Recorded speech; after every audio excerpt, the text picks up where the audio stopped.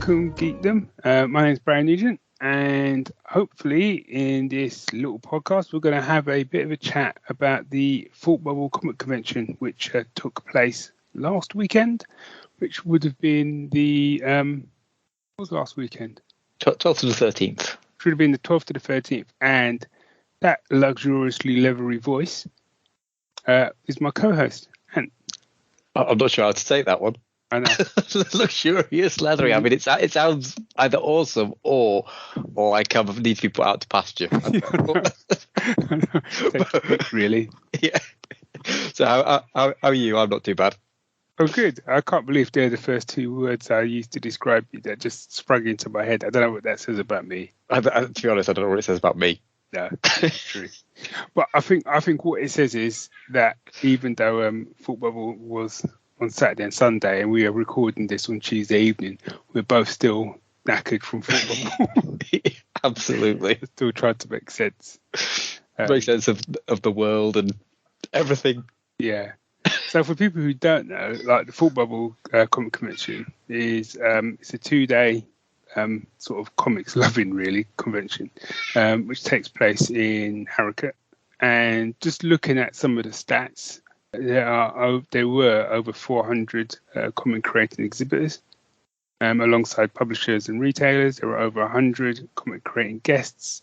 There's a weekend of panels, one-to-one interviews, live drawing, and we also had a kids zone, cosplay parade. Start again. We also had a kids zone, cosplay parade, and pretty much everything you could throw a comic at, really. It's grown massively. I was just looking when the first one was, which was back in 2007, and we went to the first one I went to, and I think, because I don't think you'd been to the 2007 one, but it was the 2008 one. We've been to nearly every one since. It kind of became one of the staples, didn't it, quite quickly? Yeah. And it's just come on leaps and bounds and gone from strength to strength. Yeah, it's a huge affair now, and I mean we'd both been. I mean, you've been to Harrogate. Was this your third time? This is third, yeah, because I went 2019, and then obviously there wasn't one for COVID, and then we went last year, myself, Amy, and Cara. Yeah, and so my last one was 2019, and what sort of struck me to begin with was I was kind of expecting. This isn't a slight or anything; it was just my expectations. I was kind of expecting more people to kind of be in masks. Yes, yeah. Which last year they were, literally everyone was, both guests and punters. And there were a few people still. Yeah, I think there were, and there were like it was like hygiene stations as you went in as well and stuff like that, And I think what was really good was everyone that I was talking to, there were some people that were sort of saying they felt, a bit uncomfortable last year just because it was the first con sort of they'd been to during COVID or kind of after COVID, I suppose is the best way to put it. Yeah. And they were a bit nervous and a bit anxious. And, those people this year were kind of saying like, to be there this year, it's just the energy just felt like it was just so much higher. Mm. Now you went last year. So how did you find it? How did you find it compared, just that kind of level of energy? Yeah, it was different. It was a bit more because it was easier, and there was a bit more of a vibe because the thing about the masks as well, obviously it kept everyone safe and stuff. It did mean you had to really kind of like listen to talk, if you know what I mean, because it's it's like when you got masks on that it is hard to see, and because everyone was in it and everyone was like kind of because I mean we'll get on in a bit, but although there's plenty of space, I find anyway in most of the aisles and stuff, everyone was still trying to give each other that space, and it was a little bit kind of like, it almost felt crowded without being crowded because you were trying to give everyone a bit more space than you perhaps ordinarily would. But yeah, I mean, I noticed this time it was so last year I felt the time a bit more, whereas this year, I because my plan was I was going to like do a quick circuit and then go and sit back in the room in the Airbnb that we'd got for a bit and then come back out again. And by the time we went, it was like 1:30, 2 o'clock nearly when we actually broke for lunch. Yeah. And we hadn't done 2 of the halls yet. And it didn't I thought we'd been there like an hour, and we'd been there for 3 by that point. So yeah, I mean, it was just, it's one of those things, time flies when you're enjoying yourself, and yeah, the energy was definitely there this year. And I noticed it with Cara as well, because although she was a little bit nervous in the morning, she was a lot better this year than she was the previous year. And I think some of that again was because she wasn't restricted by a mask and stuff. Yeah. So yeah. So I overall, I mean, we should talk overall things. Yeah, overall, I had a thoroughly good time, and it did what I hoped it would do for me anyway, and that was kind of refill my creative soul. Even though I wasn't exhibiting there this year or anything like that, I was there purely as like GS / a punter. It was just, you can't not you can't not be at an event like that as a creative person and not soak up that kind of creative energy everyone's putting up. Yeah, absolutely. I know what I mean.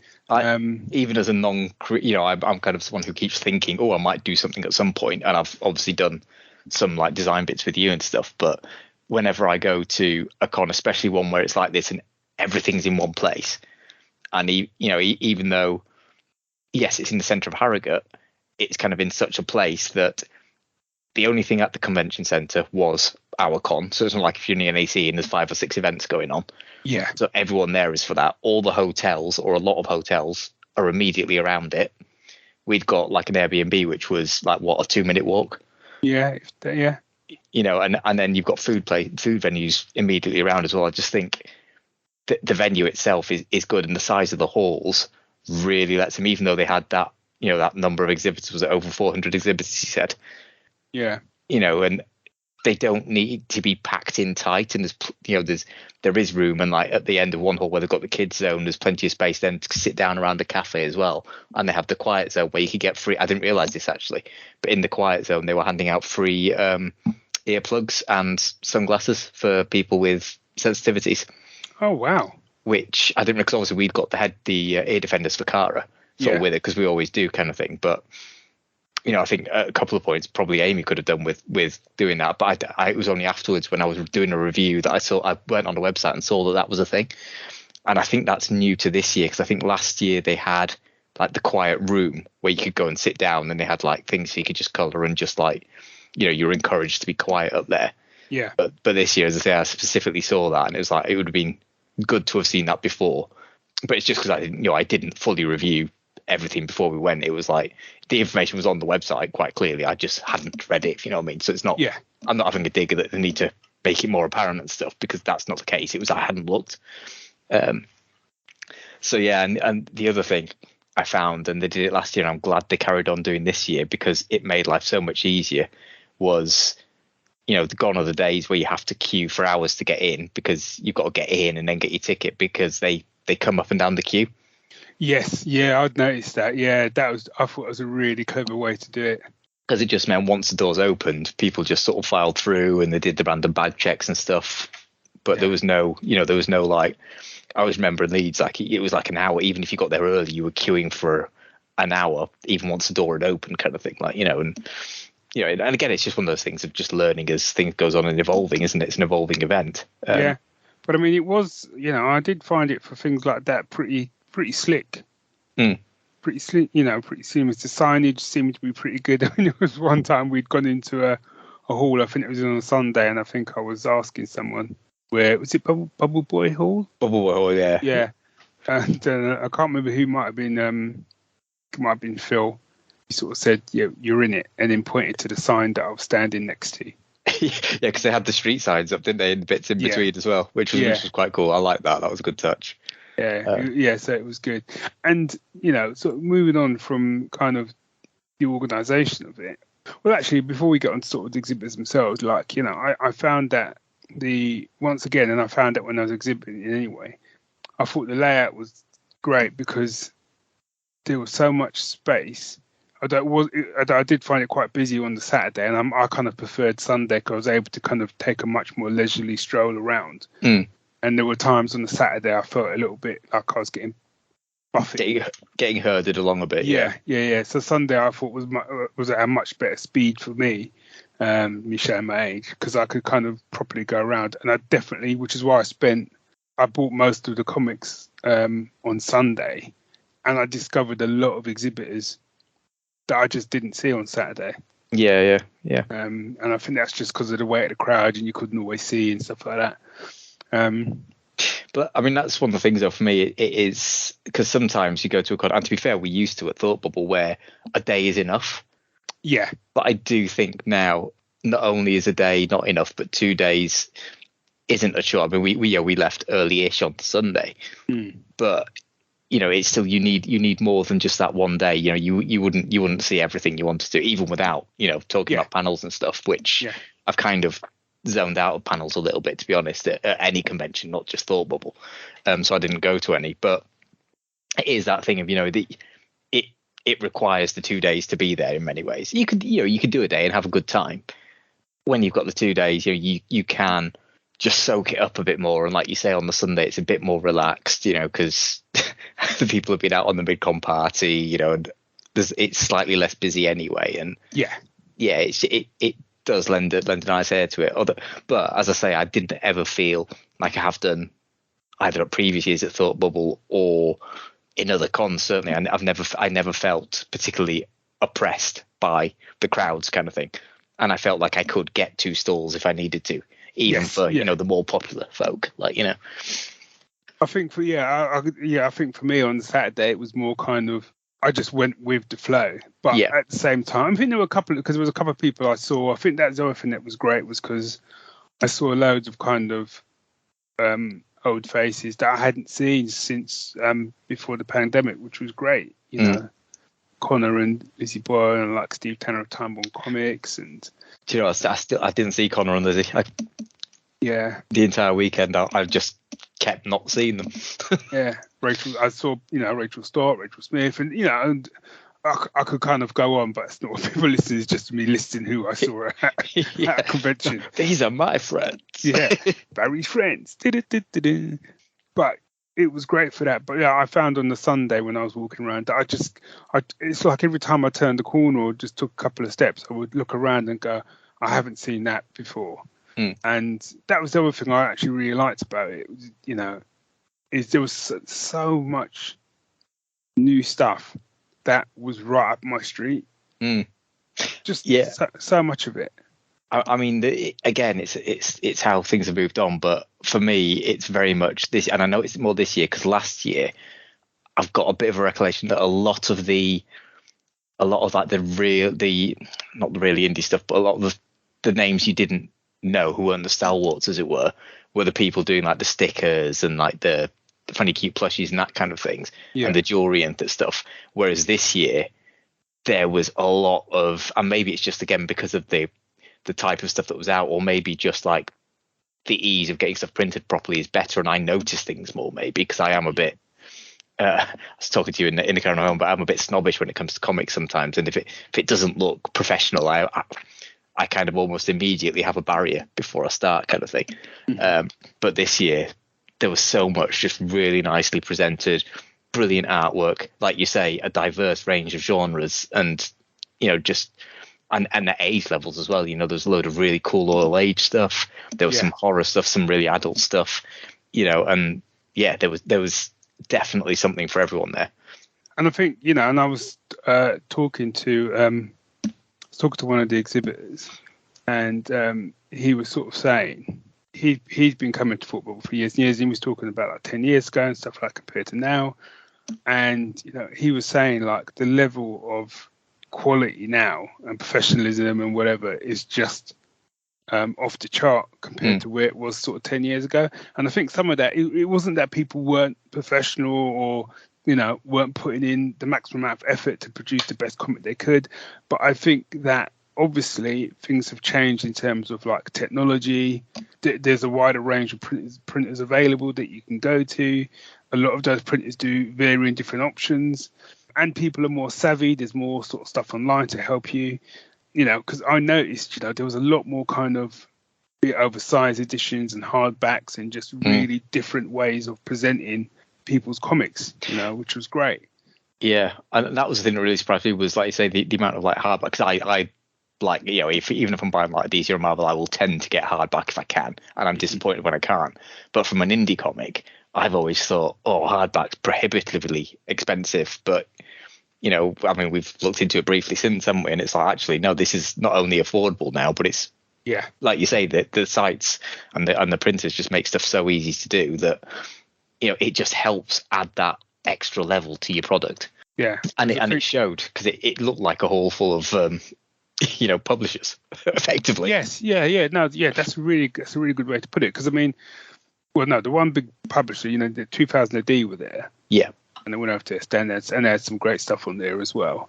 But then in one of the halls, you had the Traveling Man comic shop had a kind of huge sort of area sort of set up, which we both sort of purchased off.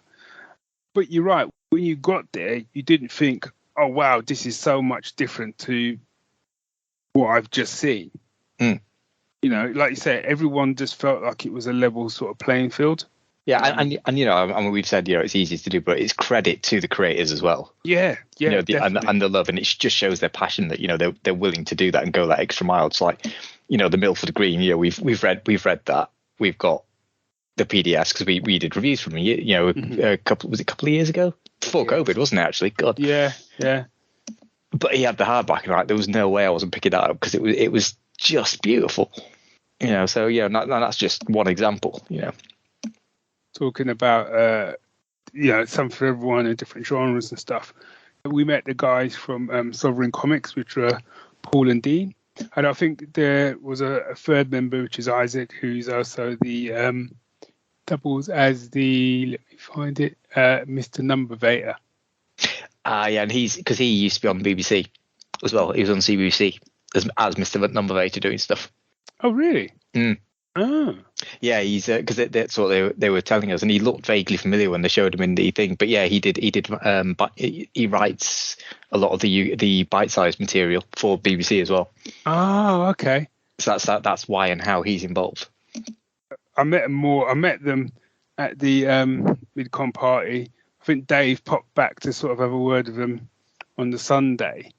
But just listening to what they're doing and their whole kind of ethos, and they're basically using comic books to service mainstream education to sort of help kids who are struggling with maths through the medium of comics, which I think is a fantastic idea. Yeah, and it's what I really liked about it was it wasn't just like, because you see things like, you know, educational comics that you normally see are things like, you know, Shakespeare in comic form, or you know, a history in comics form, which. And that's not to do a disservice to those, but, you know, they're a bit drier, but it seems like a more natural fit. But what they've done is they've actually created action adventure stories that use the maths and the things that are in the curriculum as part of like the plot, which is phenomenal. Yeah. Like, you know, we picked up both issues of the maths one for Cara because A, she loves maths, but B, you know, it was just such a phenomenal idea. Like, you know. And the aim that what they want to do is go through the entire curriculum and have like an issue for each sort of part of the curriculum. And yeah, they were really great guys, you know, just massively innovative with such, like you say, such a great ethos and, you know, heart to them, and the desire to help. That was the thing, the desire to help kids learn. Yeah, and I think, you know, and they're you know, that's a drop in a very, very large pond of sort of exhibitors and, you know, and creators that we met. A lot who it was their, I think those guys, I think it might have been their, I can't think if it was their first or second, but a lot of people I spoke to, it was either their first full bubble or it was their second one, and this was the one they were sort of like properly getting their feet under the table. And it was great. It's great to see. I mean, anyone, you keep hearing these things every so often where you go online and there'll be some articles saying comics are dying and this is why, you know. And when you go to somewhere like Football, you're like, no, it's nonsense. Yeah. If anything, things are certainly on an indie scene. Things are much healthier now than they've ever been. Because, you know, back 2008, especially when I started it, I barely looked at the indie stand because they just, like I say, I was a bit of a snob about it, and you sort of had the and again, there's no disservice because it was what was available and how you could do it. They were almost like you know, kind of almost pamphletty in layout and production kind of thing, because it was, you know, you had to be able to afford to do a cotton basically. but for me, that was a bit of a turn off. I'm going to say rightly or wrongly, wrongly really, but that's just how it was. Yeah. And and the thing is, there's still those. You got walking around. There were still people that were doing pamphlets and stuff like that. Yeah. And again, there were some great ones of those. It's just. I think the thing is, it's kind of like the professionalism was kind of like across the board, no matter what product you were doing and how you were doing it. Even when you looked at the tables themselves, the way the tables were arranged, it felt like, I think I was saying this to someone, and I'm saying this to someone who's exhibited several times. It felt like during the pandemic, everyone had been on some sort of secret comic tabling course that I was unaware of. Yeah. Yeah, it's like because even like Enrica, who we've known for a few years through LFCC and then Thought Bubble and stuff. So she's an artist, right? She's colorist. Well, she's an artist in her own right, but within comics, she's mainly a colorist. Yes. And she works on Doctor Who stuff for Titan. She did the Shades of Magic as well for Titan, but she's also does DC Pride, and she's worked on some Marvel stuff as well at the moment. So she's properly good. She's one of the real sort of up and comers. And her stand, it's very much kind of like she has everything laid out with like a couple of copies of everything. But then it's like when you go to ask for one, she gets one from behind the table so that you don't disturb the layout. Oh, okay. So it's like it's always the same stuff, unless she's down to the last one or two, and then it's obviously you take what's there and then she can fill in the holes. But it's like just little things like that, and like how, like you say, how things are laid out and how they're presented, and people having things like display stands and not having too much out, not having big piles of stock and stuff like that. It's definitely, like you say, it evolved, and it did seem to be a leap over the pandemic, really. Because even, as you say, between 2019 and last year, it was evident, and even more so this year. Yeah, and they were Dave and I had met them, the creative team for a comic called Arcs. Now, part of my plan is probably going to be a bit of a year-long plan. I've only thought about it today. Is I'm going to try and kind of look at every single exhibitor that was at Thought Bubble. What I'm hoping is, because I know sometimes Thought Bubble will change their website and then suddenly you lose all the exhibitors. Yeah. So I'm hoping I can try and, if nothing else, maybe do a screenshot of the exhibitors pages. I'm going to try and go through them all, and then over like the course of next year, try and like review some of their stuff and things like that and feature them. Yeah. But yeah, so I'll talk more about. I know Dave's bought the first 3 issues of Arcs. So we'll be reviewing that at some stage. But anyway, one of the things I liked, again, it's this thing of this idea that people are sort of thinking outside the box and stuff like that, is when you walk past their table, they had a great sort of setup, but they had like a sticker that basically said, this comic will change the face of sci-fi, ask me why. And straight away, I knew Dave was going to go and speak to him just because he saw that. Yeah. Obviously, the comics themselves looked gorgeous and stuff, but it was, and I'd said it to him, it was that got them the hook, because actually when you are walking around and every stand looks great, every comic looks great, unless there's something that specifically jumps out to you. Like my genre is like pulp adventure and that sort of thing. Yeah. That unless it jumped out to me like that, in general, a lot of it for me is kind of like, okay, I'm not sure where to go, what am I going to get, what am I going to buy. But when I see things like that kind of pulls you in a little bit more. Yeah, because I think I'm probably a bit like you when I'm wandering around, in that I don't necessarily want to talk to have the conversations, but when there is an in like that, it kind of like it gives you that icebreaker. Yeah, because it's like, going up to someone and saying, hi, can you tell me about your comic and stuff, like, it just feels a bit, I don't know. I mean, I'm not the best at that kind of thing anyway, but when you've got like, they've given you an in, it's like, so explain this to me then. Yeah. I'm intrigued, sell me. But yeah, I thought overall, I thought it was an absolutely fantastic convention. It was like 2 days well spent. And you didn't go to Mid-Con Party, I went to Mid-Con Party. Again, it was a really nice vibe. It was really nice energy. Everyone was there to kind of have fun.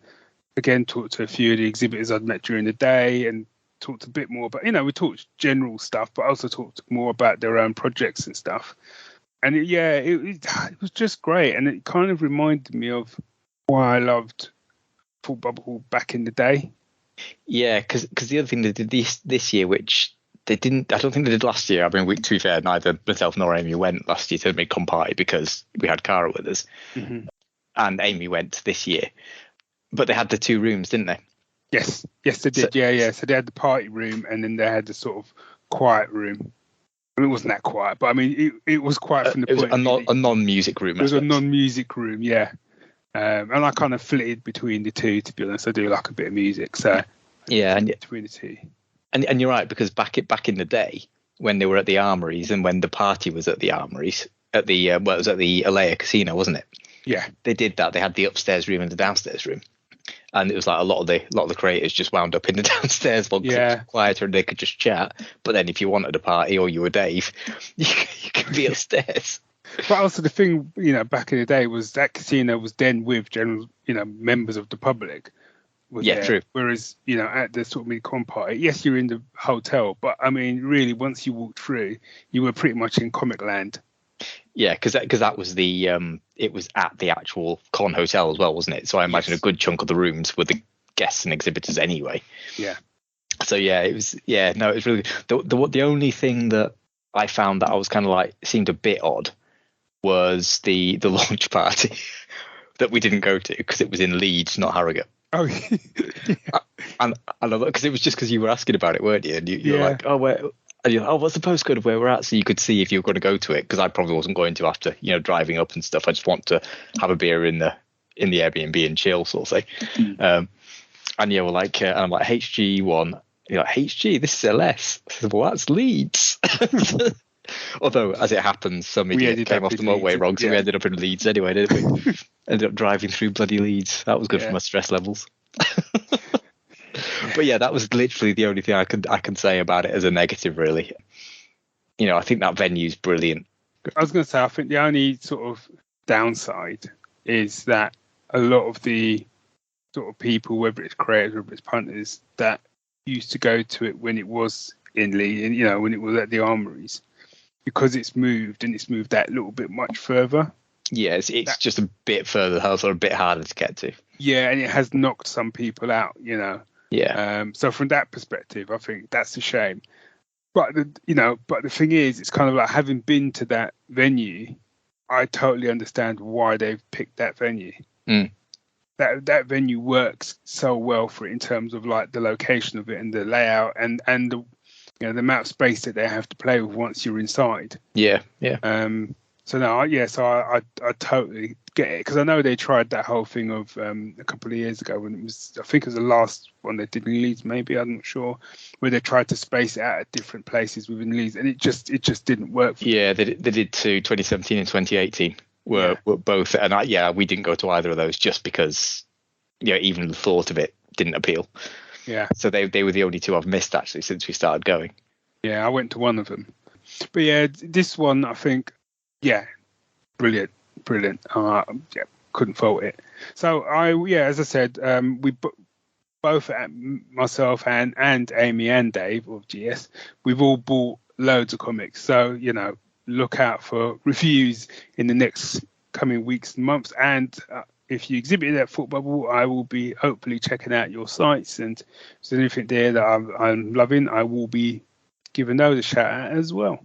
And obviously, if you were there, especially as an exhibitor, and you want B to check out your stuff, drop him a note. And where can they do that, B?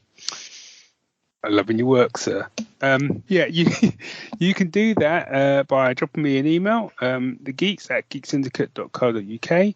Also, we're on Instagram @Geek Syndicate, and we're on Twitter, which is @Geek Syndicate again. And I want to take an opportunity to thank everyone who has been donating to the show, who has either bought us a virtual coffee via Ko-fi.com or has become a patron of the show. So I just want to thank those people, because actually in these sort of times at the moment, the fact that people are still putting their hands in their pockets is quite humbling. So if anyone wants to do that, obviously, if you haven't got the cash, don't worry about it. A review of our podcast will do. Then the links will be in the show notes, so you can do so. Lovely stuff, sir.